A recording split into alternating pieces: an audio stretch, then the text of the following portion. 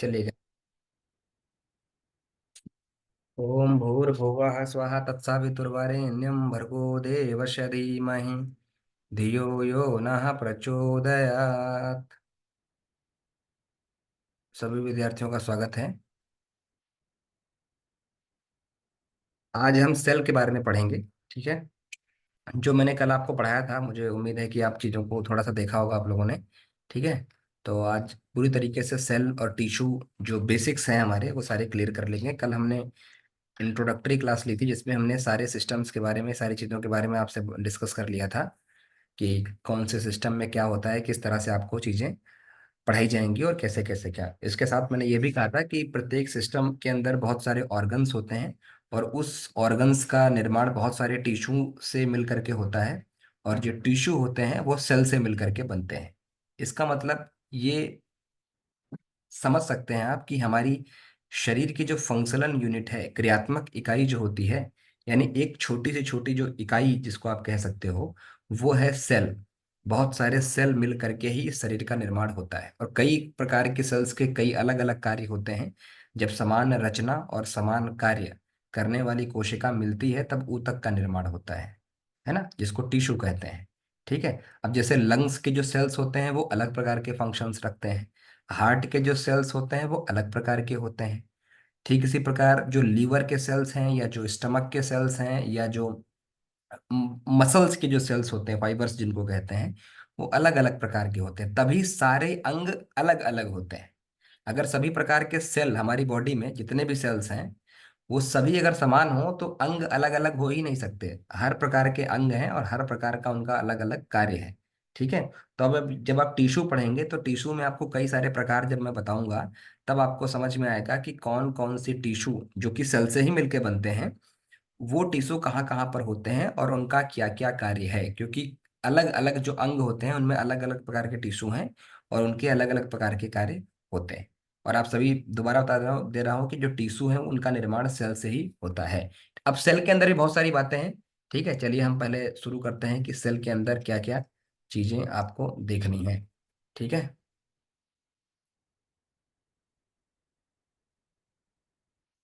Cell tissue and organisation of the body, जो body का जो संगठन बनाते हैं एक तरीके से। ठीक है। जो बॉडी का आधार बनाती है, हमारे शरीर का जो आधार निर्माण करती हैं, वो होती है सेल। और सबसे पहली जो सेल होती है जिससे मानव शरीर का निर्माण होता है, जो सबसे प्राथमिक कोशिका, उसे जाइगोट कहा जाता है। ठीक है, उसका नाम है जाइगोट कहा जाता है। उसके बाद फिर धीरे धीरे और सेल्स बनती हैं, फिर टिश्यू बनते हैं, फिर पूरी बॉडी का डेवलपमेंट होता है। कई सारे ट्राइमेस्टर होते हैं, 3 ट्राइमेस्टर होते हैं, और एक ट्राइमेस्टर 3 महीने का होता है। इसीलिए जो मनुष्य का शरीर है वो 9 महीने में तैयार होता है, क्योंकि 3 ट्राइमेस्टर में प्रोसेस कंप्लीट होती है। ठीक है। तो वो एक सेल से एक जागृत और जीवंत शरीर का निर्माण होता है। क्यों जागृत और जीवन शरीर का निर्माण होता है? क्योंकि सेल ही अपने आप में जागृत है। सेल अपने आप में ऊर्जा को बनाता है, अपने आप में ऊर्जा को कंज्यूम करता है। सेल के अंदर बहुत सारे अंगक होते हैं, ऑर्गेनेल्स होते हैं, जैसे mitochondria, lysosome, ribosome, Golgi apparatus, ठीक है, इंडोप्लाज्मिक रेटिकुलम। तो इस तरह से कई प्रकार के सेल्स के अंदर ही सारी चीजें होती हैं। इसी वजह से जब सेल एक जागृत और जीवंत है तो वो कई सारे सेल, फिर टिश्यू, फिर ऑर्गन मिल करके एक पूरे ह्यूमन बॉडी का निर्माण करते हैं। ठीक है। तो सबसे पहले हम यहाँ पर देखते हैं कि सेल क्या है। तो सेल एक बहुत छोटी, स्मॉलेस्ट फंक्शनल यूनिट है, बहुत छोटी क्रियात्मक इकाई है ना, जो हमारे पूरे शरीर का निर्माण करती है। और जब ये सेल्स मिलती हैं तो ऊतक बनते हैं। ठीक है। फिर उनकी वजह से फिर ब्लड है, मसल्स है, बोन है, कई सारे अन्य अन्य ऑर्गन्स हैं, जैसे यहाँ पर देखो लिखा भी है। फिर जब डिफरेंट टिश्यू मिलेंगे तो फिर कई सारे ऑर्गन, जैसे कि हृदय है, अमाशय है, मस्तिष्क है, फेफड़े हैं, लंग्स हैं। तो इस तरह से सेल्स की वजह से ही ये सारे ऑर्गन्स का निर्माण होता है। ठीक है। तो आप बेसिक ये समझ लीजिए कि सेल, सेल के बाद फिर टिश्यू, टिश्यू के बाद फिर ऑर्गन्स, ऑर्गन्स के बाद फिर सिस्टम, सिस्टम के बाद फिर बॉडी, ह्यूमन बॉडी। इस तरह से पूरा हमारा जो ह्यूमन शरीर है उसका निर्माण होता है एक कोशिका से, जो भिन्न भिन्न प्रकार की होती हैं, और उनकी वजह से टिश्यू, और फिर उसकी वजह से ऑर्गन्स, फिर जाकर के पूरे ह्यूमन बॉडी का निर्माण होता है। आप यहाँ पर देख सकते हैं जैसे organs are group to form system. है ना। जब ऑर्गन कई सारे मिलते हैं, है ना, जैसे एक सिस्टम है डाइजेस्टिव सिस्टम, तो डाइजेस्टिव सिस्टम में बहुत सारे ऑर्गन है, स्टमक भी आता है, लीवर भी आता है, लार्ज और स्मॉल इंटेस्टाइन भी आती हैं, इसोफेगस भी आता है। इसका मतलब कई सारे जब ऑर्गन मिलते हैं तो वो सिस्टम का निर्माण करता है, और उसकी वजह से इतने सारे ऑर्गन मिलते हैं फिर भी होमोस्टेटिस मेंटेन रहते हैं, समस्थिति को मेंटेन करके रखते हैं। और किस तरह से एक हेल्दी इंडिविजुअल व्यक्ति रह सकता है, ठीक है, देखो व्यक्ति बीमार अपनी ही आदतों की वजह से पड़ता है। कभी भी जन्म से ही व्यक्ति बीमार उत्पन्न नहीं होता है। कुछ तो चीजें होती हैं जो माता पिता की वजह से भी होती होंगी, ठीक है, लेकिन अमूमन 90% में जब एक स्वस्थ बच्चा जो जिसका जन्म होता है वो बिल्कुल हेल्दी होता है, उसके बाद उसकी लाइफस्टाइल, उसके खाने का तरीका, उसके पीने का तरीका, उसके सोने का तरीका, जिसको रात्रिचर्या, ऋतुचर्या और दिनचर्या कहते हैं।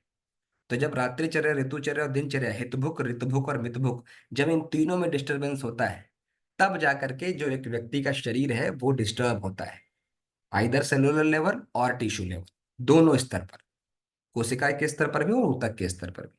ठीक है, तो ये उसके बाद फिर कई सारे ऑर्गन्स में समस्या उत्पन्न होती हैं। आप यहाँ पर देखेंगे सेल का पूरा एक स्ट्रक्चर है, कि सेल एक माइक्रोस्कोपिक स्ट्रक्चर है। तो जो हमारे लिए इंपॉर्टेंट ऑर्गेनल्स हैं परीक्षोपयोगी, उनको मैं आपको बताऊंगा। जैसे आप यहाँ पर ये गोल्गी अपरेटस को देख रहे हैं, इस तरह का कुछ स्ट्रक्चर होता है। यहाँ पर आप ये माइट्रोकॉन्ड्रिया को देख रहे हैं। उसके बाद आप ये जो रफ ईआर है, यानी रफ इंडोप्लाज्मिक रेटिकुलम और स्मूथ इंडोप्लाज्मिक रेटिकुलम, इस पे थोड़ा सा नजर लेके जाइए। अभी आप केवल देखिए, चीजों को समझिए। यहाँ पर आप देख रहे हैं लाइसोसोम, यहाँ पर आप देख रहे हैं राइबोसोम। तो इतने ऑर्गेनल्स हमारे लिए बहुत ज्यादा इंपॉर्टेंट है। एक योग के विद्यार्थी, चूंकि हम एमबीबीएस की तैयारी नहीं कर रहे हैं, जितना हमारे लिए परीक्षोपयोगी है जो योग के विद्यार्थी की जानकारी चाहिए, वो है लाइसोसोम जो हमारे सिलेबस में है, राइबोसोम, उसके बाद smooth ER, rough ER, mitochondria और गोल्गी एप्परेटस। साइटोप्लाज्म भी है, ठीक है, सेल मेम्ब्रेन भी है, ठीक है, ये सारी चीजें भी है। उसके साथ न्यूक्लियस भी है, न्यूक्लियस भी आपको देखना है और न्यूक्लियोलस भी देखना है। न्यूक्लियस के अंदर भी न्यूक्लियस होता है, जिसको न्यूक्लियोलस कहा जाता है। ठीक है, तो ये सारी चीजें जो हैं वो आपको यहाँ पर देखनी है। ऐसी कौन सी सेल है जिसका न्यूक्लियस नहीं होता है, बताइए। Sir prokaryotic cells. अच्छा, सर और रेड कोई? Blood cells, red blood cells ठीक आरबी। है, ठीक है। तो आपको ये ध्यान रखना है कि सेल्स भी कौन कौन सी, न्यूक्लियस किस किस सेल्स में होता है, किस किस में नहीं होता है, ठीक है।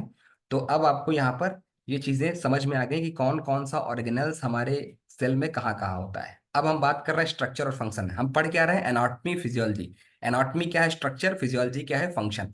तो सारी चीजों को हम इसी तरह से देखेंगे, स्ट्रक्चर क्या है, फंक्शन क्या है, स्ट्रक्चर क्या है, फंक्शन क्या है। ठीक है, तो अभी हमने आपसे बात करी थी जाइगोट की, है ना। हमने आपसे कहा था कि ह्यूमन बॉडी जो है डेवलप होता है एक सिंगल सेल से। शुरुआत की जो सिंगल सेल होती है, जो कि ओवम, फीमेल एग सेल और मेल सेक्स सेल, जो स्पर्मेटोजोआ होता है, उससे मिल करके सबसे पहले एक सेल का निर्माण होता है, जिसका नाम दिया गया है, जो हमारे बहुत सारे रिसर्चर्स हैं वो इसको जाइगोट कहते हैं। ठीक है, अब हम पूरे अमूमन जो हमारी बॉडी में नेचुरल सेल्स जो पाई जाती हैं उनका स्ट्रक्चर क्या होता है। तो तीन तरह से डिवाइड होता है। एक तो आप ये देख रहे हैं, ये आउटर मेम्ब्रेन आपको दिखाई दे रही है, ठीक है, एक तो ये हो गया, इसको सेल मेम्ब्रेन कहा जाता है। उसके बाद साइटोप्लाज्म। साइटोप्लाज्म का मतलब है जो अंदर का जो मटेरियल है, उसमें जल भी आता है, उसमें ऑर्गेनेल्स भी आते हैं, तो ये साइटोप्लाज्म आप यहाँ पर देख रहे हैं। उसके बाद आपको यहाँ पर दिखाई दे रहा है न्यूक्लियस, तो यहाँ पर आप देखेंगे ये है न्यूक्लियस। ठीक है, ये देखिए, ये है न्यूक्लियर पोन, इसी को न्यूक्लियस कहा जाता है, क्योंकि इसके अंतर्गत nuclear pore, nucleolus, nucleoplasm, nuclear envelope, ये सब इसी के अंदर होता है। ये जो आपको इस तरह का बड़ा बड़ा सा दिखाई दे रहा है, ये है न्यूक्लियस। जो आपको ये अंदर दिखाई दे रहा है, ये एक्चुअली न्यूक्लियस का भी न्यूक्लियस है, इसको न्यूक्लियोलस कहा जाता है। ठीक है, केंद्र का भी केंद्र है, इसको केंद्रक, अभिकेंद्रक भी कहते हैं हिंदी में। ठीक है, इसको केंद्रक कहते हैं, उसको अभिकेंद्रक कहते हैं, तो मैं हिंदी में बता रहा हूँ। ठीक है, तो ये है हमारे सेल का न्यूक्लियस। तो तीन स्ट्रक्चर आपको देखने हैं, कि सेल का आउटर मेम्ब्रेन, जिसको सेल मेम्ब्रेन, और अंदर का हिस्सा साइटोप्लाज्म, और उसके अंदर का केंद्र। ठीक है, तो सबसे पहले हम बात कर रहे हैं आउटर कवरिंग की। जब कोई आपके घर आता है तो सबसे पहले वो गेट पे आता है ना, तो कोई भी चीज अगर सेल के अंदर बाहर जाएगी तो सेल मेम्ब्रेन से होकर के जाती है। ठीक है, तो जो सेल मेम्ब्रेन, जो हमारी आउटर लेयर होती है सेल की, वो फास्फोलिपिड से बनी रहती है। अब इसको आप ध्यान रखिए, फास्फोलिपिड, मैं जब आपको डाइट एंड न्यूट्रिशन पढ़ाऊंगा तब मैं आपको बताऊंगा। अभी आप इतना समझ लीजिए कि ये एक प्रकार की वसा का प्रकार है, वसा, फैट। आप इतना समझ लीजिए, क्योंकि लिपिड लगा हुआ है तो आप समझ गए होंगे। ठीक है, आगे मैं इसको बताऊंगा अच्छी तरीके से। ठीक है, तो ये जो प्लाज्मा मेम्ब्रेन यानी सेल मेम्ब्रेन जो है, ठीक है, इसको प्लाज्मा मेम्ब्रेन भी कहते हैं, ध्यान रखिएगा। सेल मेम्ब्रेन और प्लाज्मा मेम्ब्रेन, देखो लिखा है सेल मेम्ब्रेन और सेल वॉल और प्लाज्मा मेम्ब्रेन, तीन नाम इसके होते हैं। ठीक है, तो एग्जाम में अगर सेल वॉल आए तो आप समझ जाइएगा कि सेल मेम्ब्रेन की बात हो रही है, प्लाज्मा मेम्ब्रेन आए तो आप समझ जाइएगा सेल मेम्ब्रेन की बात हो रही है। ठीक है, तो दो फॉस्फोलिपिड के लेयर से मिलकर के बना होता है, आप यहाँ पर देखेंगे। एक में हेड होता है, आप यहाँ पर देख रहे हैं इस तरह से, जैसे आपके दो हाथ आप अपने सामने लेकर के आइए और उन हाथ की उंगलियों को आपस में से फंसा दीजिए। दोनों हाथों की उंगलियों को जब आप ऐसे फंसा देंगे ना तो लॉक हो जाएगा। तो बीच में उंगलियां उंगलियां दिखेंगी, इधर उधर आपकी हथेली दिखेगी। समझ में आ गया? तो जो हथेली जिधर दिख रही है वो हेड वाला हिस्सा है फॉस्फोलिपिड का।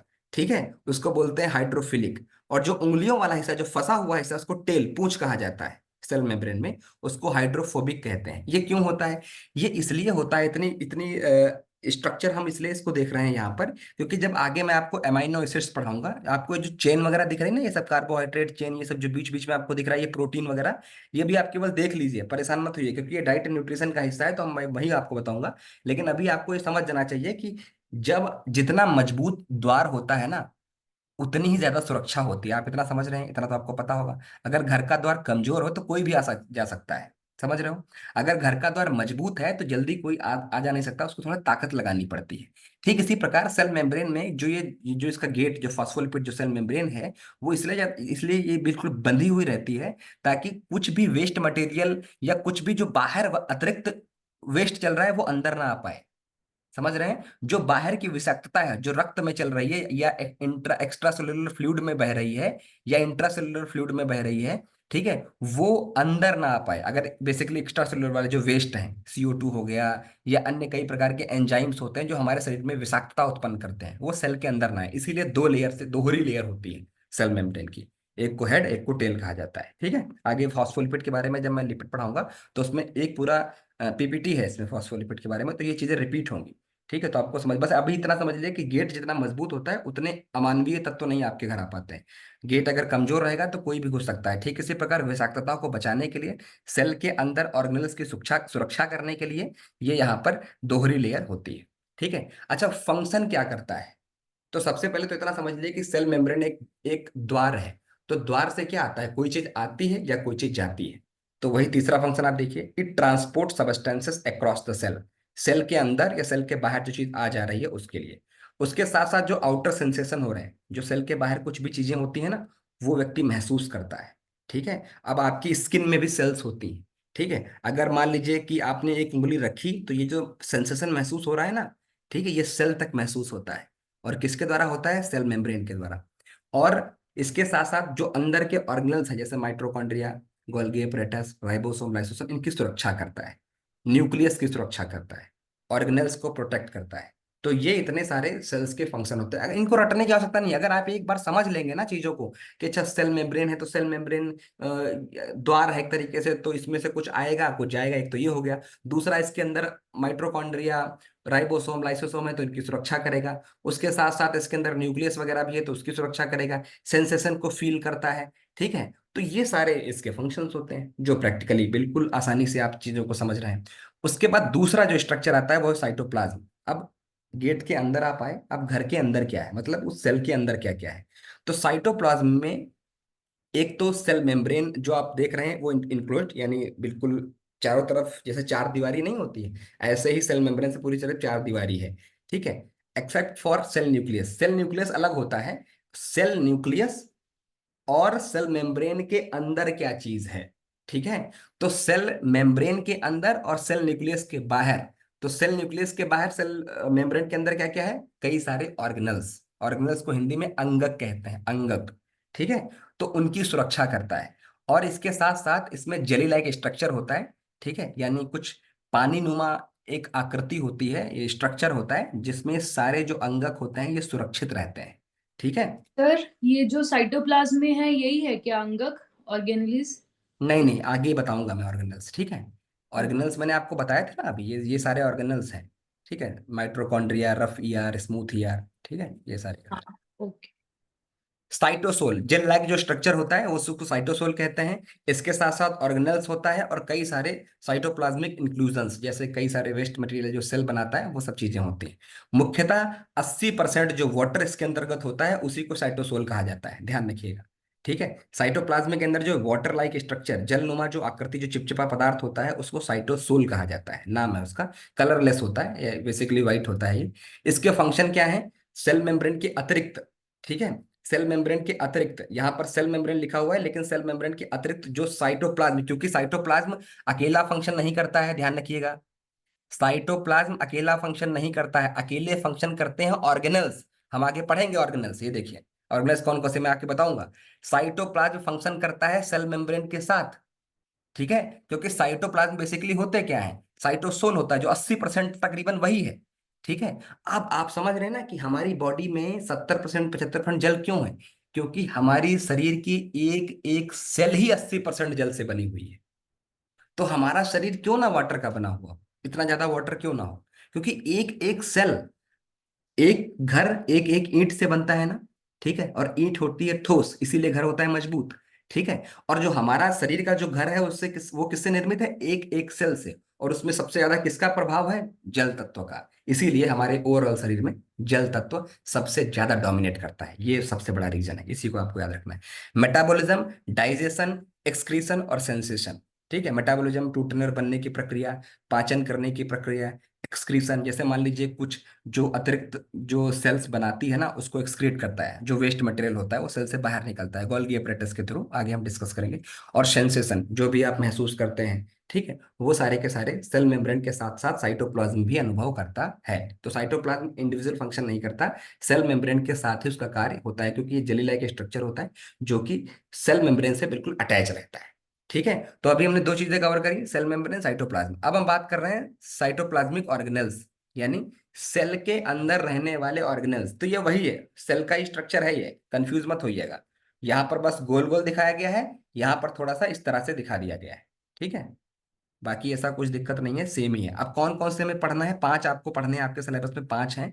माइट्रोकॉन्ड्रिया, आप यहाँ पर देख रहे हैं, ये माइट्रोकॉन्ड्रिया है, ये आपको देखना है। उसके साथ साथ एंडोप्लाज्मिक रेटिकुलम, ठीक है, आपको कहीं ना कहीं देखो स्मूथ ईआर और रफ ईआर, दो प्रकार का एंडोप्लाज्मिक होता है, स्मूथ और रफ, देखो यहाँ पर है, ठीक है। तो इस तरह से, ठीक है, इसको रफ ईआर तो इस तरह से स्ट्रक्चर होता है, कुछ पाइप लाइक स्ट्रक्चर। और फिर गोल्गी एपरेटस, ये भी पाइप लाइक स्ट्रक्चर होता है, ये देखिए यहाँ पर इस तरह से, ठीक है। जब आप इनके बारे में और अंदर जाएंगे तो आपको समझ में आएगा। फिर लाइसोसोम्स, ठीक है, लाइसोसोम आप यहाँ पर देख रहे हैं, ये देखिए इस तरह से लाइसोसोम है ये। उसके बाद राइबोसोम, ठीक है। तो राइबोसोम आप देख रहे हैं यहाँ पर, ये देखिए ये राइबोसोम है, प्रोटीन की प्रोटीन फैक्ट्री इसको कहते हैं, जो प्रोटीन बनाती है सेल के अंदर, ठीक है। Mitochondria powerhouse of the cell होता है, lysosome suicide bag of the cell होता है, ribosome protein protein factory of the cell होता है। तो जो ये जो वन लाइनर है ना, ये भी प्रश्न बन जाते हैं कि powerhouse of the cell किसे कहा जाता है, ऐसे प्रश्न बनते हैं यूजीसी नेट में, तो आपको पता होना चाहिए। अच्छा, माइटोकॉन्ड्रिया है। या फिर आत्महत्या की शैली, हिंदी में बोलते हैं आत्महत्या की थैली, आत्महत्या की थैली किसे कहा जाता है, यानी सुसाइड बैग, तो वो होता है लाइसोसोम, ठीक है। अभी हम आगे बताएंगे आपको। माइट्रोकॉन्ड्रिया, ठीक है, तो जो माइट्रोकॉन्ड्रिया है वो स्यूसेज शेप्ड का होता है, क्या बोलते हैं स्यूसेज को हिंदी में? हम्म। सर सिलेंड्रिक। अच्छा। सर वो दराती टाइप का। हम्म। ठीक है, कुछ सिलेंड्रिकल होता है, ठीक है। और जो आप यहाँ पर देख रहे हैं, ठीक है, मांसादे से कुछ भरी हुई स्ट्रक्चर टाइप में, ये आप देख रहे हैं यहाँ पर, ये इस तरह से, ठीक है। जैसे एक मांस का टुकड़ा नहीं होता, एक हड्डी से लिपा हुआ, उस तरीके से कुछ स्ट्रक्चर, उसको बीच से कट कर दिया जाए, ठीक है। तो ऐसे ही ये इस तरह से दिखेगा, ये माइटोकॉन्ड्रिया की तरह, ठीक है। इसको powerhouse of the cell कहा जाता है, ये बहुत इंपॉर्टेंट है, ध्यान रखिएगा, ठीक है। Powerhouse of the cell क्यों कहा जाता है? इसलिए कहा जाता है क्योंकि जो आप ऑक्सीजन इनहेल करते हैं श्वास के द्वारा, वो जब सिस्टमिक सर्कुलेशन के थ्रू सेल्स के अंदर जाता है, तो सेल्स के अंदर ऑक्सीजन कहाँ जाता है? गोल्गी एपरेटस में ना, न्यूक्लियस में नहीं, राइबोसोम में नहीं, वो जाता है माइटोकॉन्ड्रिया में। और माइटोकॉन्ड्रिया में जाने के बाद माइटोकॉन्ड्रिया के अंदर ग्लाइकोलिसिस, ये सारी प्रक्रियाएं होती हैं, ठीक है, और उसकी वजह से एटीपी का निर्माण होता है, ठीक है। एटीपी यानी एडेनोसिन ट्राइफॉस्फेट, ठीक है, और यही एनर्जी का सबसे बड़ा सोर्स होता है। और सबसे ज्यादा कहां पर होती है माइटोकॉन्ड्रिया? किस किस सेल्स में? लीवर की सेल्स में, मसल्स की सेल्स में, और मेल सेक्स सेल्स जिसे स्पर्मेटोजोआ कहा जाता है, इसमें सबसे ज्यादा माइटोकॉन्ड्रिया रहती हैं। इसीलिए सबसे ज्यादा हैवी वर्क और हैवी एनर्जेटिक यहाँ पर ये तीन ऑर्गन रहते हैं, ठीक है। लीवर पर सबसे ज्यादा फंक्शन, 14 प्रकार के मेजर फंक्शन होते हैं, सबसे ज्यादा लोड पड़ता है। डिटॉक्सिफिकेशन करता है, जो लोग अल्कोहल वगैरह यूज करते हैं ना, सबसे पहले लीवर खराब होता है उनका। ठीक है। जो अक्सर एलोपैथ की बहुत दवाई खाते हैं ना, उनका भी लीवर खराब हो जाता है। क्यों? क्योंकि सबसे ज्यादा लोड पड़ रहा है। तो जिस पे सबसे ज्यादा मसल्स आपकी, सबसे ज्यादा उन पे ताकत पड़ती है, कुछ भी आप कार्य कर रहे हो, भाग रहे हो, दौड़ रहे हो, योगा कर रहे हो, और या जिम कर रहे हो, जुम्बा कर रहे हो, या डांस कर रहे हो, सबसे ज्यादा कौन सी प्रभावित होती है? मसल्स। ठीक है। तो इन सब चीजों की वजह से आपको यहाँ पर पता होना चाहिए कि जो एनर्जी का सबसे बड़ा सोर्स है वो है माइटोकॉन्ड्रिया। ठीक है। और इसी वजह से जब कोई लंबे समय तक प्राणायाम का अभ्यास करता है तो लंबे समय तक उसके अंदर ऑक्सीजन का आदान प्रदान होता रहता है, और अच्छी खासी मात्रा में एटीपी का निर्माण होता है, और उसका शरीर हमेशा ऊर्जावान रहता है। तो ये बेसिक फिजियोलॉजी होती है कि किस तरह से ऑक्सीजन का इस्तेमाल एटीपी बनाने में माइटोकॉन्ड्रिया करता है, इसीलिए इसको powerhouse of the cell कहा जाता है। उसके बाद हम बात कर रहे हैं राइबोसोम की। ठीक है। राइबोसोम क्या करता है? राइबोसोम को basically protein factory of the cell कहा जाता है। अब ये प्रोटीन क्या खुद से बनाता है? ऐसा नहीं है। प्रोटीन तो जो आप खाते हो, जैसे एग्जांपल के लिए सबसे ज्यादा प्रोटीन होता है सोयाबीन की दाल में। ठीक है। अब मान लीजिए कि सोयाबीन की दाल आपने खाई, आगे मैं डाइट एंड न्यूट्रिशन में बताऊंगा कितना होता है, कैसे वो उसका मेटाबॉलिज्म होता है। वो जब आपने खाई तो सीधा प्रोटीन चला जाता है क्या? नहीं। सबसे पहले वो टूटता है और किस में बनता है? एमाइनो एसिड में। और वो एमाइनो एसिड जब सेल्स के अंदर जाते हैं, किसके द्वारा? उसी लेयर, जो वो हाइड्रोफोबिक और हाइड्रोफिलिक, जो 2 प्रकार की लेयर हमने आपको बताई थी ना सेल मेम्ब्रेन में, उसके द्वारा वो अंदर गए एमाइनो एसिड, और वापस से उस एमाइनो एसिड को प्रोटीन में कन्वर्ट कर देता है राइबोसोम। क्योंकि हमारे शरीर को क्या चाहिए? मसल्स को क्या चाहिए? प्रोटीन। लेकिन हम जो खा रहे हैं वो एक्चुअली किस रूप में अवशोषित हो रहा है? अमाइनो एसिड के रूप में अवशोषित हो रहा है। तो अमाइनो एसिड तो चाहिए नहीं, चाहिए प्रोटीन। तो अमाइनो एसिड से वापस प्रोटीन बनाने का कार्य करता है राइबोसोम। तकरीबन 60% जो प्रोटीन सेल का बनता है, ठीक है, अमाइनो एसिड से, वो राइबोसोम बनाता है। ठीक है। इसीलिए इसको protein factory of the cell कहा जाता है। ये बहुत इंपॉर्टेंट इंपॉर्टेंट पॉइंट है। ठीक है, सर एक बार बिल्कुल ध्यान रखिएगा। ठीक है। मान लीजिए कि आपने कोई खाना खाया, उसमें प्रोटीन है, दाल है। तो जब उसमें प्रोटीन है तो वो प्रोटीन सीधा अवशोषित नहीं होता, वो टूटता है, क्योंकि जठराग्नि है और HCl होता है, वो उसको तोड़ देते हैं। तोड़ने के बाद किस में कन्वर्ट होता है? एमाइनो एसिड में। एमाइनो एसिड के बाद वो एमाइनो एसिड का इस्तेमाल राइबोसोम करते हैं वापस प्रोटीन बनाने में, क्योंकि मसल्स को क्या चाहिए? प्रोटीन, ना कि एमाइनो एसिड। ठीक है। तो प्रोटीन किससे बनेगा? जो हमारे मसल्स के लिए, हमारे लीवर के लिए, या हमारे अन्य चीजों के लिए जो प्रोटीन चाहिए, वो फिर राइबोसोम बनाता है by using the amino acids, जो आप आहार से लेते हैं, जो आप दाल से लेते हैं। ठीक है। ये चीज जैसे आप दाल रोटी, आप मान लीजिए रोटी खाते हो, तो रोटी में क्या होता है? कार्बोहाइड्रेट। लेकिन कार्बोहाइड्रेट सीधा थोड़ी आता है, वो ग्लूकोज में कन्वर्ट होता है। ठीक है। जैसे कि फैट, घी आप खाते हैं तो फैट सीधा अवशोषित थोड़ी होता है, वो फैटी एसिड और ग्लिसरॉल में कन्वर्ट होता है। जैसे कि दाल, दाल आप सीधा खाते हो, उसमें सीधा थोड़ी प्रोटीन मिलता है, पहले वो अमाइनो एसिड में कन्वर्ट होता है। ये डाइट एंड न्यूट्रिशन में और क्लियर होगा आपको। मतलब सिंपलेस्ट फॉर्म में कन्वर्ट होता है, उसके बाद उसका शरीर इस्तेमाल करता है। ठीक है। यही है मेटाबॉलिज्म, टूटने और बनने की प्रक्रिया, इसी को मेटाबॉलिज्म कहते हैं। ठीक है। फिर हम पढ़ रहे हैं लाइसोसोम। लाइसोसोम क्या है? लाइसोसोम को कहते हैं suicide bag of the cell.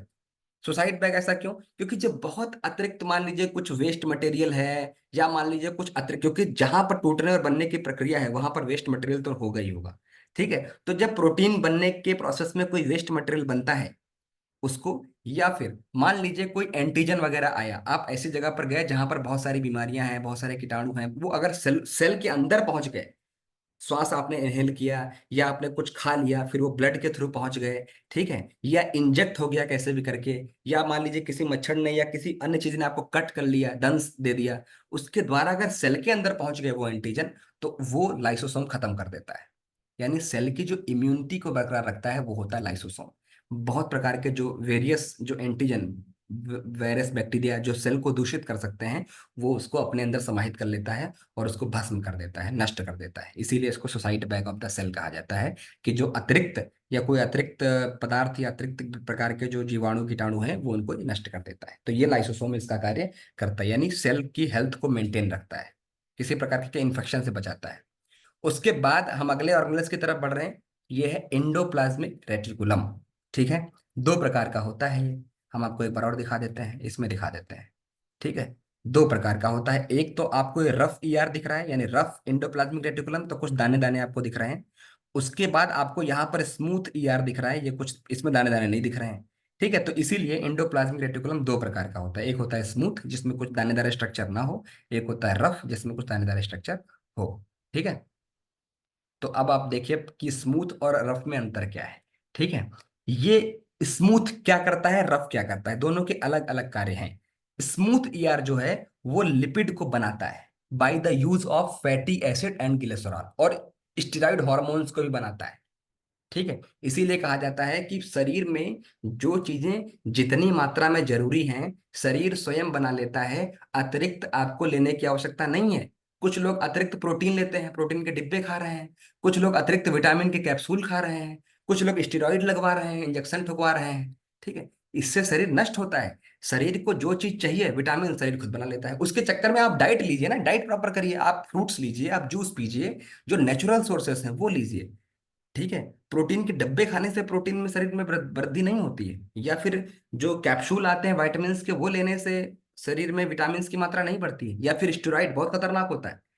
तो जो जितनी मात्रा शरीर में चाहिए ना, शरीर में आग भी बनती है, जठराग्नि, इतना खतरनाक तेजाब होता है जो आपके शरीर जो पेट में रहता है, जिसको योग जठराग्नि कहता है। अगर वो HCl पेट से निकाल करके आपकी हथेली पर डाल दिया जाए ना, तो एक बूंद आपकी पूरी हथेली को छेद कर देगा।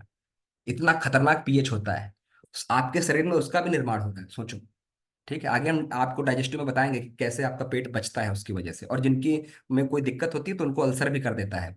ठीक है, तो ये सारी चीजें जो सेलुलर लेवल पे आप पढ़ रहे हैं ना, ये आप शरीर स्वयं ही इतना मतलब जरूरी चीजों को जो आपके हेल्थ के लिए इंपॉर्टेंट है वो स्वयं डेवलप कर लेता है।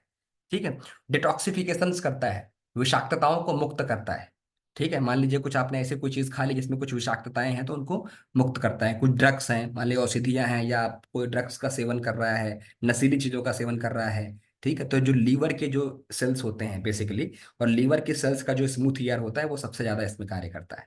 ठीक है, और किडनी में भी। ठीक है, किडनी भी जल्दी खराब हो जाती है अगर किसी का ब्लड बहुत ज्यादा गंदा है या बहुत ज्यादा डिटॉक्सिफिकेशन का लोड पड़ रहा है, तो किडनी भी जल्दी खराब हो जाती है। फिर हम बात करें रफ ईआर। रफ ईआर क्या करता है, देखो रफ ईआर पे जो आपने दानेदार स्ट्रक्चर देखा ना, वो बेसिकली कुछ और नहीं, वो राइबोसोम ही है। ठीक है, राइबोसोम जो दानेदार स्ट्रक्चर यहाँ पर आप देख रहे हैं, राइबोसोम, राइबोसोम में दानेदार स्ट्रक्चर होते हैं, वही यहाँ पर अटैच हो जाते हैं। देखो लिखा है ना, rough endoplasmic reticulum attached with ribosomes. ठीक है, तो जो दानेदार स्ट्रक्चर है वो राइबोसोम के साथ अटैच हो जाते हैं। अब ये क्या करता है, अब ये जो बचा 40% प्रोटीन था, ध्यान रखिएगा, 60% तो फ्री राइबोसोम बना देते हैं। फ्री राइबोसोम कौन, जो स्वतंत्र घूम रहे हैं। ठीक है, ये स्वतंत्र जो घूम रहे हैं ये फ्री राइबोसोम्स है।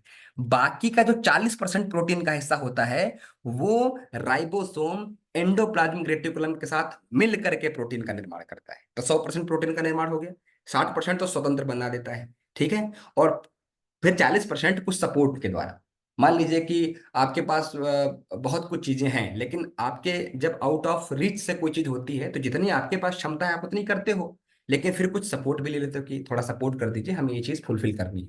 इसी तरह से जो रफ एंडोप्लाज्मिक रेटिकुलम है वो प्रोटीन को राइबोसोम के साथ मिल करके बनाता है और उसको एक्सपोर्ट करता है, सेल से बाहर निकालता है, ताकि जहां जहां पर उसकी आवश्यकता है वहां वहां पर वो जा सके। लेकिन सीधा नहीं जाता, अभी ये गोल्गी अपरेटस के माध्यम से जाएगा। यानी रफ ईआर भी गोल्गी अपरेटस को पहले भेजता है, और उसके द्वारा फिर वो आगे बढ़ता है। अब हम आपको दिखाते हैं कैसे। पहले आप गोल्गी अपरेटस एक बार देख लीजिए, ये देखिए, ये इस तरह से कुछ स्ट्रक्चर लगभग सिमिलर आपको दिख रहा है। लगभग कुछ कुछ समानताएं आपको दिख रही होंगी, बहुत कुछ समानता नहीं है, दोनों अतिरिक्त हैं, लेकिन कुछ इसकी लाइनों में आपको अंतर दिख रहा होगा। ये है गोल्गी अपरेटस, ये है रफ ईआर, या फिर ये है स्मूथ ईआर। ठीक है, अब हम आपको बताते हैं कि इसमें होता क्या है। देखो, गोल्गी अपरेटस जो होता है वो सेल में सबसे लार्जर होता है, ये ध्यान रखिएगा। सबसे लार्जर जो ऑर्गन, सबसे बड़ा जो अंगक है सेल के अंदर, वो होता है गोल्गी अपरेटस। ठीक है, और ये क्या करता है, ये भी चूंकि मैंने आपसे क्या कहा, रफ ईआर के साथ मिल करके एक्सपोर्ट और सिंथेसिस का काम करता है, प्रोटीन को थोड़ा सा बनाना, और उसका सबसे मुख्य काम होता है इसको बाहर निकालना। ठीक है, लेकिन बाहर जैसे मान लीजिए कि कोई कंपनी है, कंपनी में आपने कुछ ऑर्डर दिया, ठीक है, कि हमको इतना माल चाहिए, तो कंपनी कच्चा माल थोड़ी देती है आपको, बना करके प्रॉपर पैकिंग करके देती है ना, उनकी एक नंबरिंग करके प्रॉपर वेल स्ट्रक्चर वाइज वो करके देती है। ठीक इसी प्रकार जब प्रोटीन हमारे सेल से बाहर निकलता है तो पहले तो फ्री राइबोसोम से बना 40%, 60%। उसके बाद रफ ईआर ने बनाया 40%। टोटल 100% बन गया। 100% बनने के बाद फिनिशिंग वर्क के लिए वो फिर गाल्गी अपरेटस में जाता है, वहां इसकी पैकिंग होती है प्रोटीन्स की। ठीक है, वेल स्ट्रक्चर वाइज बॉन्डिंग होती है ना, केमिस्ट्री में आपने पढ़ा ना, बॉन्डिंग होती है। कौन कौन से प्रोटीन, उसमें मैं जब आपको प्रोटीन पढ़ाऊंगा ना, कई प्रकार के प्रोटीन होते हैं। ठीक है, किरेटिन होता है, ग्लूटामिन होता है, ग्लूटेनिन होता है, वेलाइन होता है, हेक्साइंस होते हैं, कई प्रकार के प्रोटीन हैं।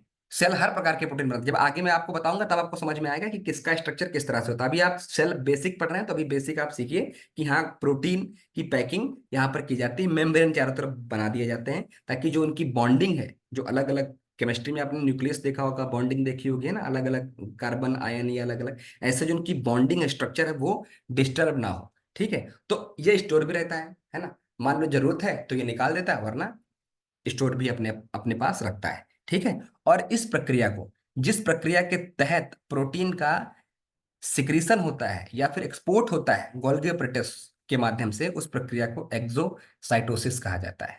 ठीक है, मतलब एक ऐसी प्रक्रिया जिस प्रक्रिया के तहत प्रोटीन का सेल से बाहर निष्कासन होता है। ठीक है, तो आपने मान लीजिए कुछ खाया, वो अमाइनो एसिड में कन्वर्ट हुआ, अमाइनो एसिड सेल्स के अंदर गए, सेल्स में राइबोसोम है, एंडोप्लाज्मिक रेटिकुलम है, रफ एंडोप्लाज्मिक रेटिकुलम, उसने उस अमाइनो एसिड को अपने साथ मिलाया और वापस से प्रोटीन में कन्वर्ट किया। प्रोटीन में कन्वर्ट करने के बाद गोल्गी अपरेटस ने उसको वापस से बाहर भेज दिया। अब वो फ्रीली ब्लड में मूव कर रहा है। मसल्स को चाहिए तो मसल्स रख लेता है, लीवर, सबसे ज्यादा मसल्स को ही प्रोटीन की आवश्यकता होती है। सबसे ज्यादा मसल्स, बॉडी बिल्डिंग जो करते हैं ना, उनको प्रोटीन की ज्यादा आवश्यकता होती है। अगर आपके अंदर प्रोटीन नहीं है तो फिर मसल्स का डेवलपमेंट नहीं होता है। चर्बी अलग चीज है कि लोग मोटे हो जाते हैं, वो नई चीज है, वो फैट होता है। ठीक है, लेकिन मसल्स जो बिल्डअप होती है वो प्रोटीन से सबसे ज्यादा 90%, 95% इवन जो प्रोटीन हमारा जो यूज होता है वो मसल्स के द्वारा यूज किया जाता है। ठीक है, तो जो मस्कुलर सेल्स, जो मसल्स फाइबर होती हैं वो इनका इस्तेमाल करते हैं। ठीक है, तो इस तरह से हमने आपको जो 5 मुख्य मुख्य अंगक हैं, उनके कार्य क्या क्या हैं, उनको क्या क्या कहा जाता है, ये सब चीजें आपको ध्यान रखना है। ठीक है, यहाँ से प्रश्न पक्का बनेगा। ठीक है, अगर इन चीजों को आप एक बार अच्छी तरह से देख लेते हैं तो। ठीक है, तो सेल्स जो आपको हैं, वो मैंने आपको जो बताया कि सेल्स का शुरुआत, निर्माण किस तरह से हुआ, ह्यूमन बॉडी कैसे बनती है, सेल्स के अंदर क्या क्या है, सेल्स के बाहर क्या क्या है, चूंकि मेम्ब्रेन है। फिर अब एक चीज बची है, वो है न्यूक्लियस। ये भी हम देख लेते हैं कि न्यूक्लियस में होता क्या है। देखो, जो न्यूक्लियस है उसको केंद्र कहा जाता है या केंद्रक कहते हैं। ठीक है, तो ये एरिथ्रोसाइट्स बॉडी में एक ऐसी सेल्स होती है जिनको रेड ब्लड सेल्स कहा जाता है, जिनको आरबीसी कहा जाता है। तो आरबीसी एक ऐसी सेल्स होती हैं जिनमें न्यूक्लियस नहीं रहता है। योग के विद्यार्थी को केवल इसी सेल्स का नाम याद करना है। ठीक है, कि हाँ, आरबीसी एक ऐसी सेल्स होती हैं जिनमें न्यूक्लियस नहीं पाया जाता है। ठीक है, बाकी बहुत सारी, इवन स्केलेटल मसल फाइबर में तो इतनी ज्यादा कुछ ऐसी सेल्स भी पाई जाती हैं जिनमें कई प्रकार के न्यूक्लियस होते हैं। क्योंकि मैंने आपको कह दिया कि सबसे ज्यादा प्रोटीन का इस्तेमाल करती है मसल फाइबर, मसल्स। ठीक है, तो कई सारी ऐसी मसल्स होती हैं जिनमें बहुत सेवरल न्यूक्लियाई, बहुत ज्यादा न्यूक्लियाई होती है। अच्छा, न्यूक्लियाई करता क्या है या न्यूक्लियस करता क्या है? जो आपका डीएनए होता है ना, डीएनए, सबका अलग अलग डीएनए होता है। धरती पर कोई भी व्यक्ति ऐसा नहीं जिसका डीएनए सेम हो। ठीक है, तो ये जो डीएनए होता है, जिसको D oxy ribo nucleic acid कहा जाता है, ये न्यूक्लियस से ही उसका निर्माण होता है, जेनेटिक मटेरियल। ठीक है, जो जेनेटिक मटेरियल, जो जीन्स जिसको कहते हैं। ठीक है, और इसके अंदर फ्लूइड होता है जिसको न्यूक्लियोप्लाज्म कहते हैं। सेल के अंदर जो फ्लूइड था उसको क्या कहते हैं? साइटोप्लाज्म। Very good. ठीक है, और जो न्यूक्लियस के अंदर फ्लूइड है उसको कहते हैं न्यूक्लियोप्लाज्म। ठीक है, तो इस तरह से आपको यहाँ पर ध्यान रखना है। कुछ कुछ चीजें आपके लिए और जो जरूरी जरूरी वो मैंने आपको बता दी। कुछ कुछ अतिरिक्त, जैसे यहाँ पर न्यूक्लियोलस होता है। न्यूक्लियोलस परीक्षोपयोगी नहीं है कि केंद्र के अंदर भी, केंद्रक वो डॉक्टर लोग पढ़ते हैं जो एमबीबीएस वगैरह करते हैं, जो बहुत डिटेल, फिर भी अब चूंकि आया है तो मैं आपको बता देता हूँ कि केंद्र के अंदर भी केंद्र होता है जिसको न्यूक्लियोलस कहा जाता है। ठीक है, और इसका मुख्य काम होता है राइबोसोम का निर्माण करना, कम मात्रा में। ठीक है, कम मात्रा में निर्माण करता है, बाकी सेल स्वयं बना लेती है। जो साइटोप्लाज्म की एक्टिविटीज के फ्री राइबोसोम्स का निर्माण हो जाता है। तो न्यूक्लियस, मैंने आपको सेल मेम्ब्रेन पढ़ाया, फिर मैंने आपको साइटोप्लाज्म पढ़ाया। साइटोप्लाज्म के अंदर मैंने आपको साइटोसोल, जेल लाइक स्ट्रक्चर और सेल ऑर्गेनेल्स पढ़ाए। सर ऑर्गेनेल्स में मैंने आपको mitochondria, ribosome, lysosome, rough endoplasmic reticulum, smooth endoplasmic reticulum और गोल्गी एपरेटस, इसके साथ साथ न्यूक्लियस मैंने आपको कवर कराया है। तो सेल का पूरा स्ट्रक्चर, पूरा फंक्शन आपको समझ में आ गया कि सेल होता क्या है, सेल दिखता कैसे है, सेल के अंदर क्या क्या चीज है, और जो सेल के अंदर है वो करती क्या है।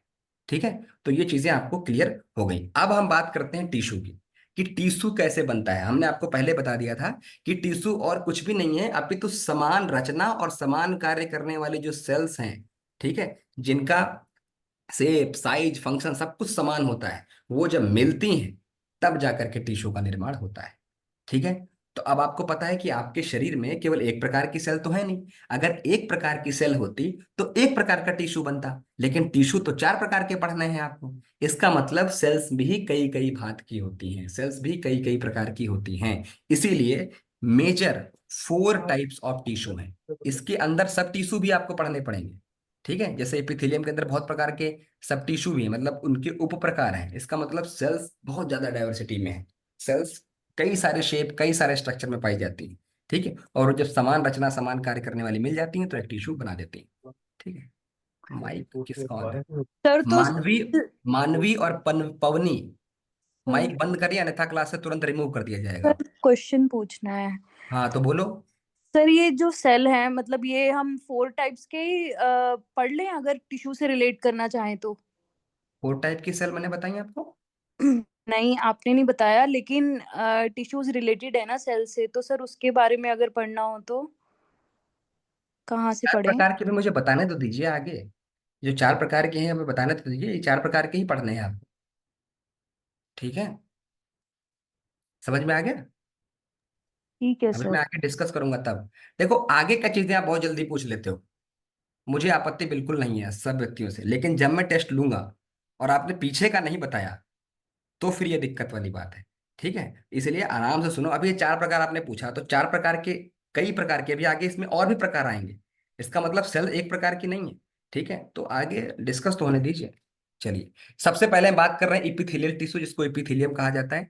इसका काम क्या होता है? ये एक ऐसा टिश्यू होता है जो जो कैविटीज होती है ना, कैविटीज जिसको गुहा कहा जाता है, यानी कुछ हॉलो स्पेस, हॉलो ऑर्गन्स जो होते हैं, हॉलो ट्यूब्स जो होते हैं, उनमें ये कवरिंग का काम करता है। उनकी आंतरिक स्ट्रक्चर में ये लेयर बना देता है। ठीक है, लेयर बना के रखता है और ग्लैंड्स में पाया जाता है। ठीक है, तो इसका मुख्य काम क्या है? इसका मुख्य काम एक तो ये है कि जिस जगह ये लेयर बनाता है उसको डिहाइड्रेशन से, यानी जो पानी की कमी हो जाती है ना, उसको डिहाइड्रेशन कहा जाता है, उससे बचाता है। केमिकल और कोई मैकेनिकल डैमेज होता है, किसी प्रकार की कोई दवा से या किसी प्रकार की कोई चोट टूट से, हल्की फुल्की टूट फूट जो होती है उसको कवर अप कर देता है। सिक्रीशन का काम करता है, कुछ अतिरिक्त म्यूकस है या कुछ अतिरिक्त एंजाइम्स हैं उनको सिक्रिएट करने में हेल्प करता है, और अवशोषित करने में। ठीक है, वाटर को अवशोषित करने में, न्यूट्रिएंट्स को अवशोषित करने में, पोषक तत्व हैं, विटामिन है, मिनरल्स हैं, इनको अवशोषित करने में मदद करता है। ठीक है, तो जहां जहां एपिथेलियल टिश्यू पाया जाता है उनका यही 3 मुख्य काम है, एक तो प्रोटेक्शन, दूसरा सिक्रीशन और तीसरा अवशोषण। ठीक है, तो आपको फंक्शंस इंपॉर्टेंट ध्यान रखने हैं, किसका क्या क्या फंक्शन है। तो एपिथेलियल का तो ये फंक्शन होता है, जो पहला प्रकार का टिश्यू है। अब कहानी मुख्य शुरू होती है कि एपिथेलियल में भी कई प्रकार के होते हैं। ठीक है, जो आपको मेन मेन के फंक्शंस याद रखने हैं, और कुछ कुछ वन लाइनर में आपको इस तरह से देख लेने कहाँ कहाँ पाया जाता है। पहला प्रकार है सिंपल स्क्वेमस इपिथेलियम। देखिए इस तरह से, सिंपल स्क्वेमस इपिथेलियम एक ही सेल की लेयर है जो कि इस तरह से है। ठीक है, वो है सिंपल स्क्वेमस। ये कहाँ कहाँ पाया जाता है? ये हार्ट में, ब्लड वेसल्स में, और ऐसा नहीं है कि हार्ट में केवल एक प्रकार का ही सेल्स पाया जाता है या टिश्यू पाया जाता है, ध्यान रखिएगा। ठीक है, या फिर लिम्फेटिक वेसल या ब्लड वेसल्स में एक प्रकार का, ऐसा नहीं है। एक ऑर्गन में कई प्रकार के टिश्यू हो सकते हैं, लेकिन उनकी डाइवर्सिटी कैसे होती है? क्योंकि उनके सबके फंक्शन अलग अलग होते हैं। ठीक है, ये आपको ध्यान रखना है। और ये सिंपल स्क्वेमस एपिथेलियम क्या करता है? सिक्रीशन, लुब्रिकेशन, फिल्ट्रेशन, मतलब मेजर जो 3 फंक्शन है वो इसी तीनों से जुड़ा हुआ रहेगा। क्यों? क्योंकि ये सारे प्रकार हैं तो एपिथेलियल के ही ना। और एपिथेलियल के 3 मेजर फंक्शन है, प्रोटेक्शन, सिक्रीशन और अवशोषण। ठीक है, तो इनके ऑर्गन्स, इनकी लोकेशन आपको याद रखनी सबसे ज्यादा इंपॉर्टेंट है, क्योंकि पूछ लेता है कि सिंपल क्यूबॉइडल कहाँ पाया जाता है, या फिर ऐसे पूछ लेगा किडनी के ट्यूब्यूल्स में किस प्रकार का इपिथेलियल या इपिथेलियम ऊतक पाया जाता है? सिंपल कॉलमनर, सिंपल स्क्वेमस या सिंपल क्यूबॉइडल, या नन ऑफ दीज। तो अब आपको जैसे यहाँ पर लिखा है कि हाँ किडनी की ट्यूब्यूल्स में सिंपल क्यूबॉइडल हमने पढ़ा था। तो इस तरह से प्रश्न आपको बनने, बाकी major function wise secrete, absorption, देखो अब्जॉर्प्शन सिक्रीशन, क्यों ये सारे फंक्शन रिपीट क्यों हो रहे हैं? क्योंकि वही मेजर तो हमने पढ़ लिया ना, मेन कहानी तो हमने देख ली, तो हमें लोकेशन अब देखनी है। ठीक है, तो सिंपल क्यूब मॉडल आपको समझ में आ गया, जो क्यूब्स के रूप में है, सेल्स जब क्यूब्स के रूप में होती है। ठीक है, तो कुछ ग्लैंड्स में होता है, मेजर किडनी के ट्यूब्यूल्स में, अब आगे मैं बताऊंगा किडनी के ट्यूब्यूल्स क्या है। उसके बाद है सिंपल कॉलमनर सेल्स, आप यहां पर देख रहे हैं ये जो सेल है ये एक तरीके से सेल है, तो ये सेल कॉलम के रूप में है, स्ट्रक्चर अलग हो गया इसका।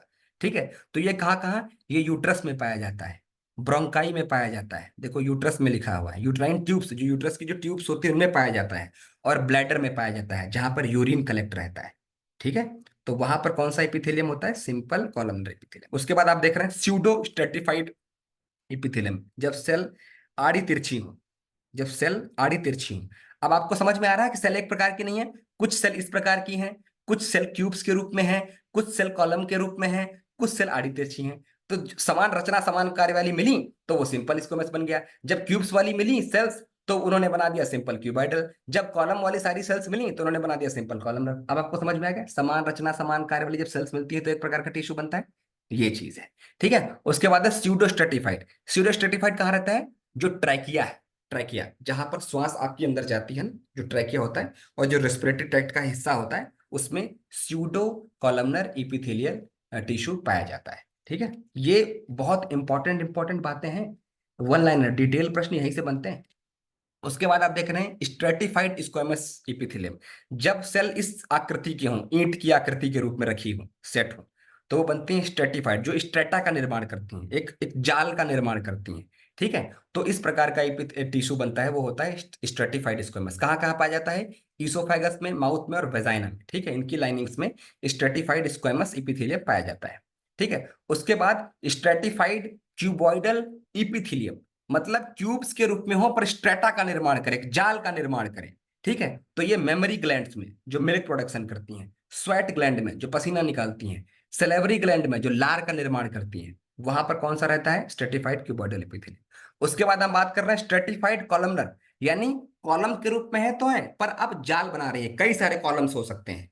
ठीक है, वहां पर क्या था? सिंपल, यानी एक ही कॉलम का निर्माण हो रहा था, लेकिन यहां पर क्या है, एक ये कॉलम है, एक ये कॉलम, इसके ऊपर एक और होगा, फिर एक और, मतलब एक तरीके से स्ट्रेटा बन रहा है, जाल बन रहा है। ठीक है, तो ये कहाँ का? मेल यूरेथ्रा में, मेल यूरेथ्रा जिसके माध्यम से यूरिन पास होता है, जो मेल का है, मेल बॉडी का। ठीक है, उसमें ये रहता है, और कुछ कुछ ग्लैंड्स में भी। ठीक है, उसके बाद हम बात कर रहे हैं ट्रांजिशनल इपिथेलियम, ये बेसिकली फीमेल यूरेथ्रा में रहता है। ठीक है, जब किसी भी प्रकार की कोई भी सेल आके मिल जाए, ठीक है, मतलब उसका स्ट्रक्चर एक तरीके से आप इस तरह से देख रहे हैं, जो स्यूडो स्ट्रेटिफाइड है ना, स्यूडो स्ट्रेटिफाइड में आप देख रहे हैं ना कि आड़ी तिरछी प्रकार की सेल्स हैं लेकिन एक ही लाइनिंग में है, लेकिन जब यही कई सारे सेल्स आपस में मिले और एक जाल बना दें तो उसको बोलते हैं transitional epithelium type of tissue. ठीक है, तो ये ब्लैडर में भी है, यूरेटर्स में भी होता है। यूरेटर, यूरेटर क्या होता है? जो किडनी से यूरिन को ब्लैडर में लेकर के आता है। ठीक है, उसमें ये चीजें पाई जाती हैं। ठीक है, तो इस तरह से कई प्रकार के टिश्यू आप यहाँ पर देख रहे हैं, और उनकी एग्जैक्ट एग्जैक्ट लोकेशन मैंने एक एक पॉइंट बहुत हाईलाइट कर दिया है कि ये वाला यहाँ, ये वाला यहाँ, ये वाला यहाँ। इस तरह से जो वन लाइनर आपके लिए है, ये बहुत ज्यादा महत्वपूर्ण है। ठीक है, अगर इनको एक बार आप देख लेंगे ना, ज्यादा कुछ नहीं, बस एक बार आप इनको रिवीजन कर लेंगे तो दिमाग में बिल्कुल सेट हो जाएंगे। ठीक है, इसमें ज्यादा कंफ्यूजन की आवश्यकता नहीं है। ठीक है, उसके बाद हम बात कर रहे हैं कनेक्टिव टिश्यू की। ठीक है, अब कनेक्टिव टिश्यू, ठीक है, ब्लड किस प्रकार का टिश्यू है बताइए? सर कनेक्टिव है। हम्म, कनेक्टिव सर। क्यों? क्यों ऐसा क्यों? हम्म Everywhere in the body it flows. हम्म क्योंकि सर वो हर ऑर्गन से, हर एक मसल से, हर एक टिश्यू से, सबसे कनेक्ट होता है। हम्म, ट्रांसफॉर्मेशन का भी, ट्रांसपोर्ट का भी काम करता है सर। बिल्कुल बिल्कुल। ठीक है, तो इसलिए इसको ब्लड को कनेक्टिव टिश्यू के अंदर रखा जाता है। अगर प्रश्न, एक बार प्रश्न आया था कि ब्लड किस प्रकार का ऊतक है, तो रक्त एक कनेक्टिव टिश्यू है। देखो यहाँ पर होगा, ये देखिए ब्लड, यहाँ पर ब्लड आ गया ना, तो ब्लड किसका है? कनेक्टिव टिश्यू का। ठीक है, तो कनेक्टिव टिश्यू क्या होता है? कनेक्टिव मतलब कनेक्ट, आप देख रहे हैं ना, कनेक्टिव मतलब कुछ कनेक्ट का, कुछ जाल बनाता है, मैट्रिक्स, जैसा भी किसी स्टूडेंट ने बताया कि सर जाल बना के, जैसे जैसे कि रक्त, रक्त में क्या क्या होता है? रक्त में आरबीसी भी होती है, रक्त में डब्ल्यूबीसी भी होती हैं, रक्त में प्लेटलेट्स भी होती हैं, रक्त में कई सारे न्यूट्रिएंट्स भी होते हैं, रक्त में कई सारे हार्मोन्स भी होते हैं। सब कुछ रक्त के साथ रहते हैं। क्यों? क्योंकि रक्त एक जाल नुमा आकृति है, रक्त एक कनेक्टिव टिश्यू जो सबको कनेक्ट करके रखता है। सबसे बेहतर एग्जांपल, अब आपको समझ में आएगा कि कनेक्टिव टिश्यू का काम क्या है। ठीक है, अब आपको यहाँ समझ में आएगा binding and structural support, bind करके रखता है चूंकि एक जाल बनाता है। प्रोटेक्शन, ट्रांसपोर्ट और इंसुलेशन। ठीक है, मतलब जो चीजें इसके अंदर हैं, जैसे कि रक्त, रक्त थोड़ा सा इंसुलेशन का मतलब, रक्त एक तरीके से कहते हैं खून खौलता है, रक्त को अग्नि तत्व से जोड़ा गया है। ठीक है, रक्त हमेशा गर्म रहना चाहिए, मृत्यु के बाद रक्त ठंडा हो जाता है। इसी वजह से मृत्यु के बाद शरीर का टेम्परेचर ठंडा हो जाता है, व्यक्ति का शरीर नीला पड़ जाता है और टेम्परेचर ठंडा हो जाता है, मतलब शरीर का जो टेम्परेचर कम हो जाता है। नॉर्मल टेम्परेचर कितना होना चाहिए हमारे शरीर का?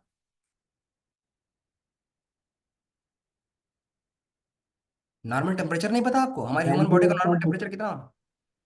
98.6 डिग्री फ़ारेनहाइट। क्या है, 90?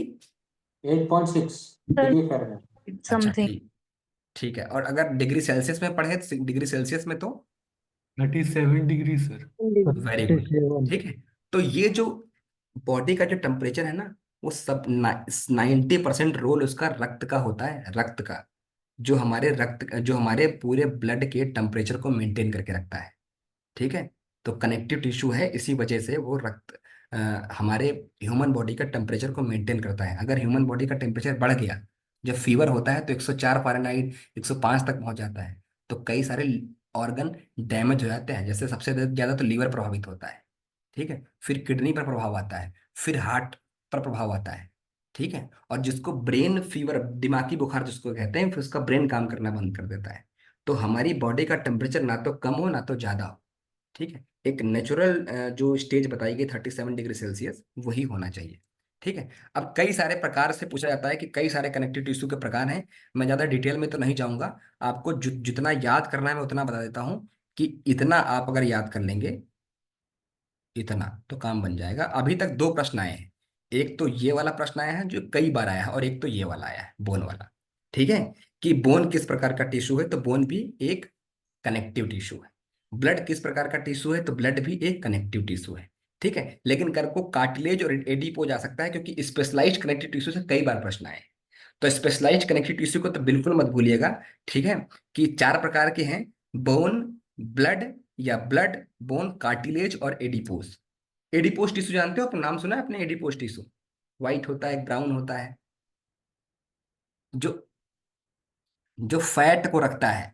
ठीक है, जो अतिरिक्त फैट होता है ना, वो एडिपोस टिश्यू में ही जो, चूंकि एडिपोस टिश्यू कनेक्टिव है, तो उसको जो अतिरिक्त अंडर द स्किन जिसको चर्बी कहते हैं, ठीक है, वो जो कनेक्टेड रहती है वो एडिपोस टिश्यू के साथ ही कनेक्टेड रहती है। इसीलिए सबसे पहले जब इंसान का जब मोटापा घटता है ना, तो जो एडिपोस टिश्यू के साथ कनेक्ट हुए अतिरिक्त फैट होता है वही गलता है। ठीक है, कार्टिलेज भी आप लोग जानते होंगे, हड्डी नुमा ही आकृति होती है लेकिन नरम हड्डी, मतलब जो घूम जाए, जो सॉफ्ट हो, उसको कार्टिलेज कहा जाता है। ठीक है, फिर ये म्यूकस है, डेंस है, लूज है, रेक्टिकुलर है। इसमें म्यूकस इंपॉर्टेंट है, म्यूकस जो जो इंपॉर्टेंट देखो मैं पहले हाईलाइट कर दे रहा हूँ, फिर आप ये कहें सर क्या इंपॉर्टेंट है, क्या हमें पढ़ना है। ठीक है, अगर आप चाहें तो पूरा स्ट्रक्चर याद कर सकते हैं, लेकिन जो बहुत इंपॉर्टेंट, जो बिल्कुल नहीं भूलना, 5 पॉइंट नहीं भूलने, एक तो ये म्यूकस, दूसरा ये चार। ठीक है, म्यूकस क्यों? क्योंकि म्यूकस भी चिपचिपा होता है, हिंदी में इसको श्लेष्मा कहते हैं। ठीक है, उसके साथ क्या, कभी धूल के कण चिपक जाते हैं, कभी कई प्रकार के माइक्रोब्स, बैक्टीरिया जो डेंस या जो मृत हुए होते हैं उनको चिपका लेता है, फिर वो शरीर से बाहर निकाल देता है। इसीलिए म्यूकस भी एक प्रकार का कनेक्टिव टिश्यू है। ठीक है, तो ये आपको यहाँ पर ध्यान रखना, सबसे ज्यादा इंपॉर्टेंट इपिथेलियल टिश्यू है, इसीलिए मैंने उसके कई सारे सब टाइप्स और उसकी लोकेशन बताई। उसके बाद एक प्रश्न जो कई बार पूछा गया कि ब्लड किस प्रकार का टिश्यू है या बोन किस प्रकार का कनेक्टिव टिश्यू, उसके साथ मैंने तीन और संभावनाएं आपको बता दी जो आ सकती हैं, वो भी जैसे कि म्यूकस, कार्टिलेज और एडिपोस। एडिपोस बहुत इंपॉर्टेंट है, हो सकता है अगला नंबर इसी का ही है। ठीक है, उसके बाद हम बात कर रहे हैं मसल टिश्यू की। मसल में जो सेल्स का इस्तेमाल किया जाता है वो बिल्कुल अलग प्रकार की होती हैं, ध्यान रखिएगा। और मसल्स में जो सेल्स होती हैं उनको सेल नहीं कहा जाता है, उनको क्या कहा जाता है, बताइए? Fibres. Very good, very good, उनको फाइबर्स कहा जाता है। देखो यहाँ कहीं लिखा भी होगा, ये रहा। ठीक है, सेल्स नोन एज फाइबर्स। ठीक है, यानी मसल्स में जो सेल्स का निर्माण, एक एक सेल्स एक एक फाइबर मिल करके मसल्स का निर्माण करती है। ठीक है, इसीलिए मसल्स काफी थिक होती है। मोटी होती हैं, जिनकी जो बॉडी बिल्डिंग करते हैं, जो योग वगैरह प्रॉपर करते हैं, जो एक्सरसाइज जो फिट रहते हैं, ठीक है, उनकी मसल्स प्रॉपर बॉडी की रहती हैं, बॉडी का शेप अच्छा, जो फिजिकल पर्सनालिटी की बात करते हैं, उसमें सबसे बड़ा रोल मस्कुलर टिश्यू का होता है। ठीक है। आगे जब मैं आपको मस्कुलो स्केलेटल सिस्टम पढ़ाऊंगा ना, मैंने आपसे कल क्या कहा था कि मैं आपको 25 मसल्स के नाम याद कराऊंगा, उसके लिए ये चीजें ध्यान रखिएगा। ठीक है। ये सब वही चीज की भूमिका बना रही है कि कैसे कैसे मसल टिश्यू होती है। अब मसल टिश्यू में क्या क्या होता है, देखो, एक तो ऑक्सीजन इसमें प्रॉपर रहता है, ठीक है, कैल्शियम, न्यूट्रिएंट्स और वेस्ट मटेरियल। वेस्ट मटेरियल कैसे, क्योंकि इसके ऊपर स्किन की लेयर होती है जिसमें स्वेट ग्लैंड होती हैं। तो मान लीजिए कि जब आप बहुत ज़्यादा भाग लेते हो, या रनिंग करते हो, या वॉकिंग करते हो, या आप योगा या आसन की प्रैक्टिस करते हो, तो देखो ना पसीना निकलता है। क्यों? क्योंकि मसल्स में हीट एनर्जी उत्पन्न होती है। इसका मतलब मसल्स भी एक्सरसाइज करने की वजह से प्रॉपर वर्क करती हैं, और उसमें जब हीट उत्पन्न होती है तो स्वेट ग्लैंड एक्टिव होती है और पसीना निकलता है। अगर कोई व्यक्ति कुछ ना ढंग से ना करे ना, तो उसको पसीना नहीं निकलता है। पर कोई व्यक्ति ढंग से कार्य कर लेना, और बहुत भयंकर भी सर्दी अगर है, और बहुत अच्छी तरीके से उसने योग किया है, तब भी उसको पसीना आएगा। क्योंकि मसल्स अगर आपने प्रॉपर यूटिलाइज किया है, तो वो निश्चित रूप से रिस्पॉन्स करती है। ठीक है। और किसी भी एज में ध्यान रखिएगा, ह्यूमन बॉडी की एक ऐसी मसल्स होती हैं जो किसी भी एज में रिस्पॉन्स करती हैं।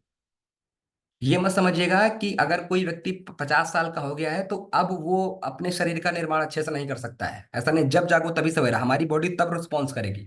बस अनुशासन की आवश्यकता है, डिसिप्लिन की आवश्यकता है, प्रॉपर डाइट की आवश्यकता होती है, और प्रॉपर लाइफस्टाइल की आवश्यकता होती है। आहार विहार जिसको कहते हैं, युक्त आहार विहारस्य युक्त चेष्टस्सु कर्मसु युक्त स्वप्नावबोधस्य, आया है ना, 6/17 आई थिंक, हाँ, श्रीमद् भगवत गीता।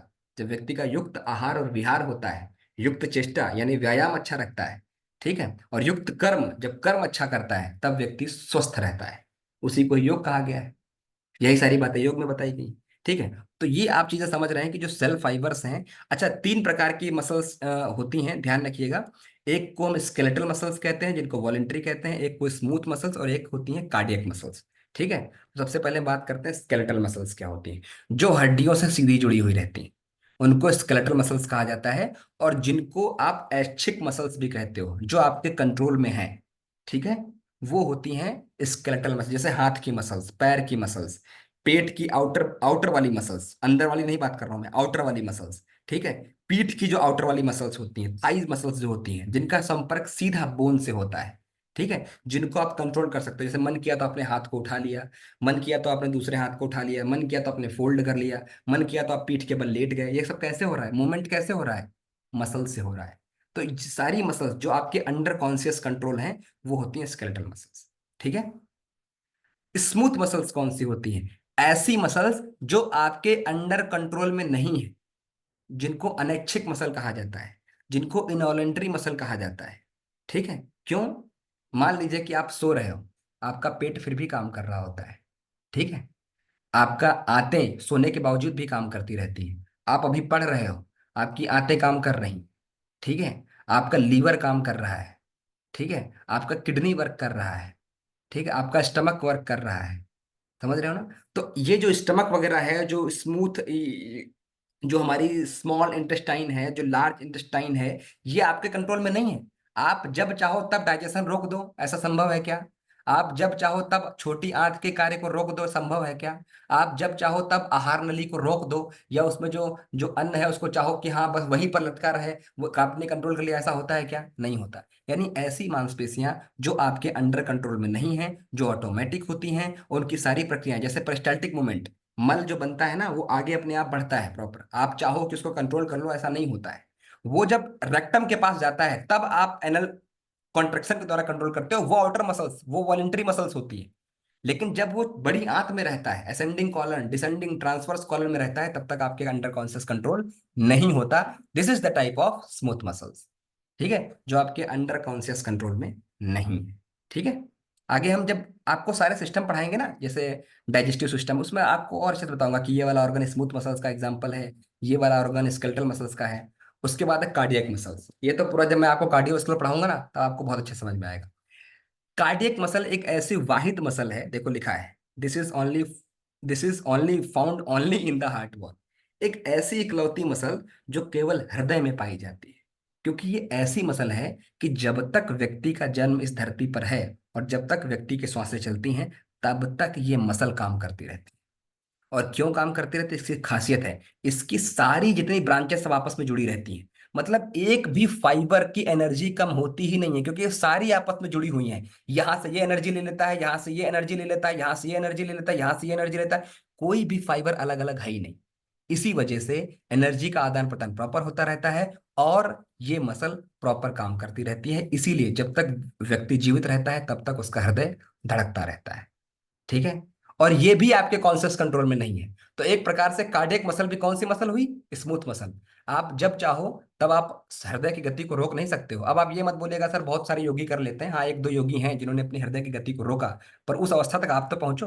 वो 0.0000001% में ऐसे है जो एक दो मिनट के लिए अपनी हृदय गति रोक लेते हैं, वो भी उनके अभ्यास के द्वारा। लेकिन 100% लोग नहीं रोक पाते, यानी 99.999 बहुत सारे लोग नहीं रोक पाते हैं। इसका मतलब क्या है कि ये ऐसी मसल है, आप बोल रहे हो, आप चल रहे हो, हृदय धड़कता रहता है।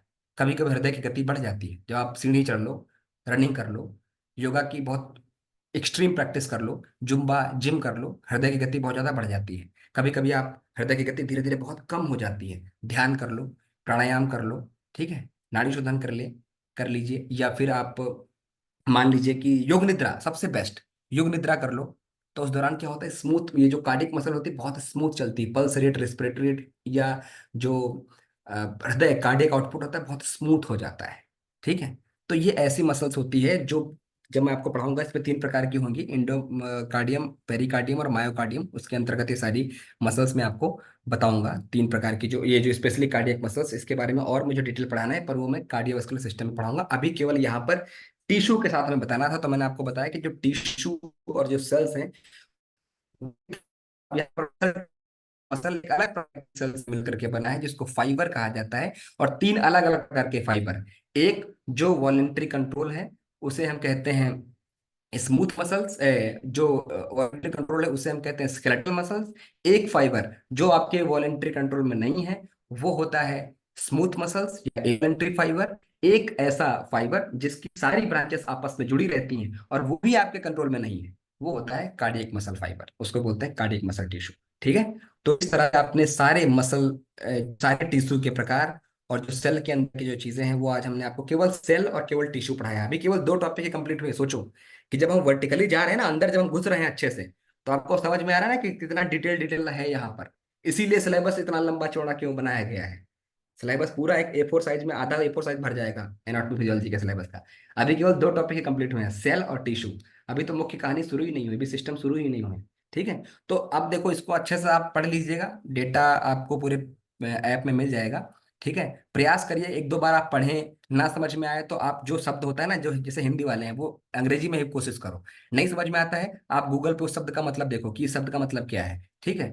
ट्रांसलेट कर लो। उस तरह से जब आप धीरे धीरे समझोगे ना तो आपको सब कुछ बड़ा आसान लगने लगेगा। ठीक है। किसी प्रकार कोई दिक्कत नहीं होगी। चलिए, किसी को कोई प्रश्न है तो आप पूछ लीजिए।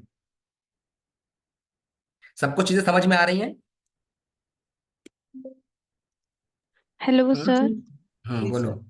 सर मैं बस ये पूछ रही थी, आपने जो अभी पढ़ाया हमारे लिए इतना सफिशिएंट है या हम इसके थोड़ा डीप में जाएं? नहीं नहीं, मतलब सफिशियंट है, मोर देन ठीक है ना? सफिशिएंट। ओके बिल्कुल ओके सर। बिल्कुल बिल्कुल। ठीक है। वो मैं बुक्स इसलिए बता रहा हूँ, क्योंकि कुछ लोग होते हैं थोड़ा सा कि एक रेफरेंस बुक्स भी मिल जाए, तो इसलिए मैं बता रहा हूँ। बाकी आप अगर यहाँ समझ ले रहे हैं अच्छे से तो कोई और दिक्कत नहीं होगी आप। ठीक ओके है। सर। हाँ। लेकिन फिर भी मैं ये कहूंगा कि रोशन विल्सन, अगर आप अंग्रेजी में पढ़ने वाले हैं तो रोशन विल्सन जरूर देखें, क्योंकि उसमें थोड़ी थोड़ी जो डिटेल भी रह गई होंगी वो भी आप तक कवर हो जाएंगी और आपका स्वयं का नॉलेज अच्छा हो जाएगा। तो मान लीजिए कुछ ऐसे एक दो प्रश्न जो एकदम से लगे कि कुछ समझ में नहीं आ रहा है, तो आप वहां से भी कर सकते हैं। ठीक है। चलिए, और किसी का कोई प्रश्न? सर कल आपने बोला था नोट्स के लिए, तो आप एक बार नोट्स हाँ फॉरवर्ड हाँ, करें। कोई नोट्स लेकर के आया है भाई? अरे अब समय भी हो गया है थोड़ा सा, एक तो समय का मुझे बिल्कुल पता नहीं चलता है कब समय हो जाता है, अलार्म जब बजता है तब देखता हूँ 8 बज गया है। चलो फिर, अब अगली क्लास है ना आपकी, अगली क्लास कितने बजे से है? आज क्लास एट ओ नहीं है क्लॉक सर, वो अगली वाली। अच्छा, नहीं है ना क्लास? नहीं है सर अभी। ठीक है ठीक है, तो अब दिखाओ कौन नोट्स लेकर के आया है, बताओ। सेकंड पेपर के पहले यूनिट के नोट्स कौन लेकर के आया है? मैंने कहा था ना नोट्स बना के रखना सभी लोगों से। किसने बनाए हैं? हाँ सर, सर मैंने बनाए हैं। दिखाओ राहुल। और भी जो लोग हों वो रेडी रखें, जैसे वर्तिका हैं, पूजा हैं, और भी जो लोग हैं वो रेडी रखें, वो भी दिखा दीजिएगा। बैक कैमरा ऑन कर दो बस, केवल आप केवल नोट्स ही दिखाओ। हाँ, मैं ऑन करता हूँ सर। और कोई तब तक?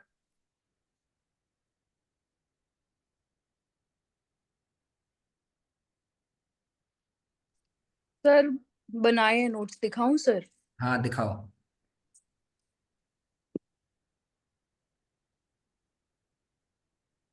सर कैमरे की सेटिंग का नहीं पता, एक सेकेंड। अच्छा, और कोई लोग, एनीवन? दो ही लोग बना के लाए हैं? सर मैंने भी बनाई थी। अच्छा। सर ये हाईलाइट भी किया है सर इसमें। हाँ सर ये कालखंड के अकॉर्डिंग है। ठीक है। तो ठीक है। सर और कोई पहले लोग? हैं थोड़े हाँ थोड़े समझ गए। वाली में से हैं। ठीक है। ठीक है। और कौन दिखाना चाह रहा है? हाँ सर, मैं ऑन कर रहा हूँ। वो मेरा भी कैमरे का ही कुछ इश्यू आ रहा था, हाँ, सेटिंग का।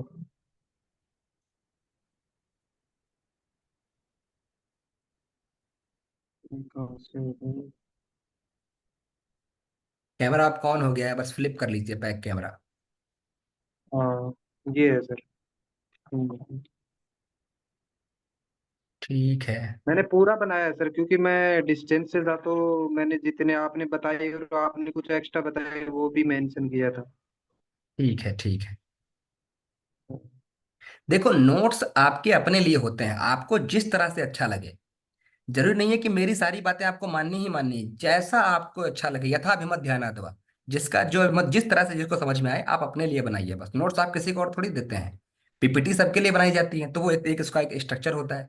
पर नोट्स जिसको अच्छा लगे, जिसको शॉर्ट नोट्स अच्छे लगते हैं शॉर्ट नोट्स बनाए, जिसको लगता है कि थोड़ा थोड़ा आपको डिटेल अच्छा लगता है, हमारे पास समय है और हम कर ले जा रहे हैं, तो आप बना लो, वेरी गुड। ठीक है। और मैंने भी बनाया है सर नोट्स का।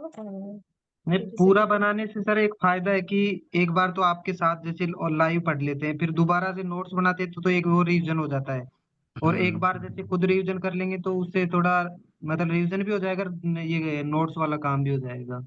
ठीक है। ठीक है। ये सर सर मैंने भी बनाया दर्शनों में थोड़ी दिक्कत आ रही है सर, रिलेट नहीं कर पा रहे हैं, वर्ड्स बहुत हैवी लगते हैं दर्शनों में। थोड़ा सा उसमें पढ़ो उसको, एक दो बार और पढ़ो। ठीक है। पढ़ने से ही सब चीजें होंगी। आप एक पहली बार चूंकि पढ़ रहे हो ना, आप बार बार उसको समझो, फेमिलियर हो जाएगा वो टॉपिक। ठीक है। सर ये सर बोर्ड जो है अपने पीपीटी से मिल जाएंगे ना, क्योंकि हमारा ज्वाइनिंग लेट हो पाया था। हाँ, सब कुछ ऐप में अगर आप रजिस्टर्ड हुए होंगे चिंतन, तो फिर जी कोई सर। चिंता की आवश्यकता नहीं है। चिंतन बस चिंतन करिए, चिंता मत करिए, क्योंकि चिंता एकेडमिक पर छोड़ दीजिए, चिंतन आपको करना है, चिंतन जी। ठीक है। जी सर। हाँ जी सर। सर। सर आप हाँ, बोले थे ना कि एज इट इज मतलब मत उतारिए पीपीटी को, क्वेश्चन बनाइए करके, तो कैसा उसी लिखा है तरीके। चलो दिखाओ, कल्पना देगा आपने क्या लिखा है, जो मैंने कहा वो आपने क्या लिखा है, कुछ लिखा भी है? हाँ हाँ सर, हाँ दिखाओ क्वेश्चन दिखाओ। बनाने की कोशिश की है सर। दिखाओ दिखाओ। दिखाओ दिखाओ। एक मिनट। हम्म,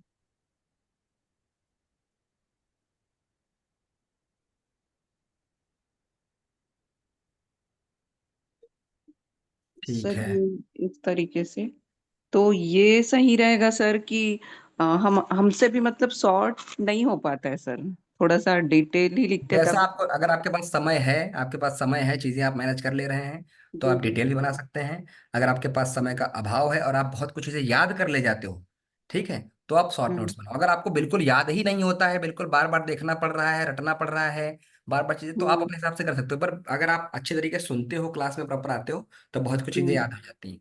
बस इतना ही जी लिखा है आपने केवल? सर। नहीं, ये अभी इस ठीक नोट्स है। में इतना ही, नोटबुक ठीक है। एक्चुअली। ठीक है। ठीक है। और सर अभी, हाँ सर, जैसे अभी कोई कह रहा था षट दर्शन में थोड़ा टफ लगता है, तो आपने जैसे तुमने बताया था नोट्स कि बनाए विभा के, ये बताओ पहले। हाँ हाँ सर। दिखाओ पहले नोट्स दिखाओ, सर फिर मैं प्रश्न का हाँ, उत्तर दूंगा। ओके मेरे सर। प्रश्न का उत्तर पहले चाहिए आप। चलो, और कोई? सर जैसे दर्शन वाला मैं यही दिखाना चाह रही थी, जैसे दर्शन, उसके प्रवर्तक के ग्रंथ, फिर उसके ठीक है, हाँ हाँ, जो दो मैंने कहा भाग था उस बना तरीके दिया। से, ठीक है, जैसा हाँ आपको उचित सर, लगे। उसके आपको उसके कुछ कंपैरिजन शॉर्ट लगे तो क्वेश्चंस फिर कंपैरिजन, बिल्कुल, good good, very good, very short good. Question बना दिया, और फिर पीछे उनके बारे में जितना मुझे समझ में आया उनके बारे में थोड़ा थोड़ा ऐसे लिख दिया। गुड गुड बाकी गुड। सर जैसे ये अभी ये पेज अच्छा, मुझे एक एक्चुअली। एक मैं सुधार आपको बोल रहा हूँ, लाल पेन का इस्तेमाल मत करो, क्योंकि जब ये नोट्स पुराने हो जाएंगे तो लाल पेन पीछे की तरफ छप जाती है। ठीक है, तो ओके उससे बचें। Okay sir. हाँ, आगे ओके से मत करिएगा।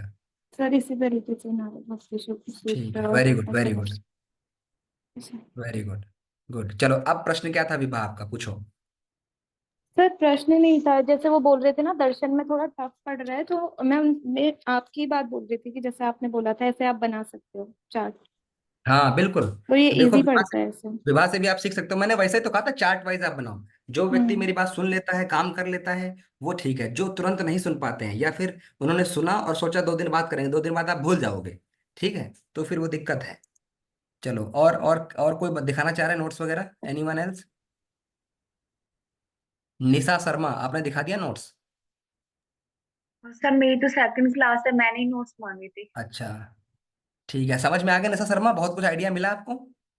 सर आइडिया मिल गया है, और मैं पुरानी जो मेरा 1 महीने की जो रह गई है क्लासेस, उसको मैंने देखना भी शुरू किया है, और मैंने ठीक थोड़ा है, थोड़ा लिखना शुरू किया है अपने हिसाब ठीक से। है, ठीक है।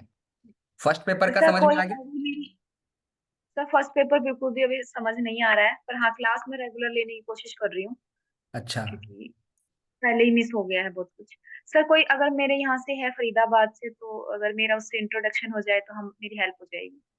अच्छा, अब वो पता नहीं कोई है कि नहीं है, आई थिंक इस यहाँ तो नहीं है कोई। ठीक है, हाँ रुको, कश्यप सर भी दिखा रहे हैं, 1 मिनट रुकिए, उनका भी देख लीजिए। हाँ हाँ, देखो इस तरह से भी आपको नोट्स बनाए हैं। ठीक है, A4 साइज में इस तरह से स्ट्रक्चर वाइज, और जो आपको हाईलाइट लगे वो आप कर सकते हैं। ठीक है, गुड गुड गुड। देखो, हाँ ये देखो कितना बेहतरीन चार्ट बनाया है इन्होंने। ठीक है, ये देखिए सारे, है ना, ये सारे पॉइंट लिखे हुए हैं इसमें। इस तरह से भी आपको करना है, थोड़ा क्रिएटिव आइडिया भी लगाना है। ठीक है, क्या क्या लिखा, तंत्र योग, मंत्र योग, देखो कितना बेहतर है, एक ही पेज में खत्म कहानी। ठीक है, तो इस तरह से भी आपको करना पड़ेगा। और इसीलिए मैंने कहा था short note, short notes exactly इसी को कहते हैं। पीपीटी तो आपको मिल ही जा रही है, अब आपने सारे चीजों को एक पेज में उतार लिया। मेरी वो जो तंत्र मंत्र वाली पीपीटी है वो कम से कम 40 पेज की है, आप 40 पेज को देखो, उन्होंने 2 पन्नों में लिख दिया केवल। ठीक है, तो वो आपकी क्रिएटिविटी होनी चाहिए, आप कितना क्रिएटिव हैं। ठीक है, इस तरह से। ठीक है, ठीक है, वेरी गुड, देखो इससे बहुत कुछ हेल्प आपको मिल जाती है। ठीक है, इसका मतलब पीछे का चीजें कवर हो रही हैं सभी लोग। ठीक है, इसका मतलब आप एनाटॉमी भी कवर साथ में कर ले जाएंगे। ठीक है, चलिए, और कोई रह गया, कोई किसी को कुछ दिखाना है नोट्स वगैरह, एनीवन? जो लोग नहीं बना रहे हैं बना लो, नहीं तो फिर दिक्कत हो जाएगी। ठीक है, और अगर एक बार दिक्कत हो गई तो फिर जल्दी समस्या का निदान होता नहीं है। ठीक है, चलिए शांति पाठ करते हैं, कल मिलते हैं समय पर। कल मैं जो आपको पढ़ाऊंगा मैं बता देता हूं, ताकि आप थोड़ा पढ़ के आइएगा। कल मैं आपको मस्कुलो स्केलेटल पढ़ाऊंगा। ठीक है, यानी स्केलेटल, अस्थियों के बारे में, कि हड्डियां कितने प्रकार की होती हैं, कौन कौन कौन सी हड्डियां कहाँ कहाँ हैं, ये मैं सब पढ़ाऊंगा। ठीक है, तो थोड़ा सा आप देख के आइएगा। अब मैं किया करूंगा कि जो मुझे अगली क्लास में पढ़ाना है वो मैं बता दिया करूंगा। ठीक है, ताकि आप लोग थोड़ा बुक में देख लिया करें। ओके, ठीक रहेगा? Yes sir. जी सर, हाँ, बढ़िया। ठीक है, शांति पाठ। सर तो हाँ बोलो। आप जैसे सर, आप ये अभी एनाटॉमी फिजियोलॉजी पढ़ा रहे, तो सर ये जैसे आसन से कोरिलेट भी करके बताएंगे क्या, कि इस योगा आसन को? थेरेपी, बिल्कुल हाँ। बिल्कुल, योगा थेरेपी जब आएगी ना इसके बाद, तो मैं बताऊंगा आसन से। ठीक है, थैंक यू सर। हाँ, अभी मजा आ रहा है सबको, समझ में आ रही चीजें जितनी मैं पढ़ा रहा हूँ? नहीं, मैं खुद सर 12 साल से पढ़ यस रहा हूँ, सर, लेकिन मजा मुझे भी आ खुद रहा को है, टाइम इंटरेस्ट का आ भी रहा है नहीं और समझ में भी आ रहा है। ठीक है, हाँ, मजा आना चाहिए बस। ठीक है, बहुत बढ़िया है टाइम सर। का पता नहीं चलता। ठीक है, ठीक है, चलो। ओम विश्वानि देव सवितर दुर्तानि परासुव, यद भद्रम तन्न आसुव। ओम शांति शांति शांति, सर्वैश शांतिर्भवतु। सभी को प्रणाम, धन्यवाद। जो नोट्स बनाए हैं वेरी गुड, और एनाटॉमी के भी बना लो। ठीक है, इसी तरह से। Thank you bye bye, sir. प्रणाम प्रणाम। Thank you sir. प्रणाम सर।